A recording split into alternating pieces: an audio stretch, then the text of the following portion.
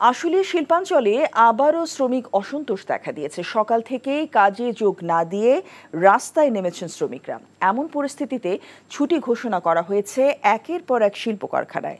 স্থানীয়রা জানায় বেশ কয়েকদিন ধরে অসন্তোষ চলছিল বিতর্কিত ব্যবসায়ী নজরুল ইসলাম মজুমদারের মালিকানাধীন নাসা গ্রুপ অফ ইন্ডাস্ট্রিজের প্রতিষ্ঠান নাসা সুপার নামের তৈরি পোশাক কারখানায়। সকালে এই কারখানার শ্রমিকরা কাজ বন্ধ রেখে আন্দোলন শুরু করলে তা ছড়িয়ে পড়ে আশেপাশের কারখানায়। আশুলিয়া শিল্প পুলিশ একের পুলিশ সুপার মোহাম্মদ সরওয়ার আলম বলেছেন, পরিকল্পিতভাবে শিল্পাঞ্চলে অস্থিতিশীল পরিস্থিতি তৈরি করা হচ্ছে। শিল্পাঞ্চলে শিল্প পুলিশ ছাড়াও বিজিবি ও সেনাবাহিনীর টহল দেখা গেছে।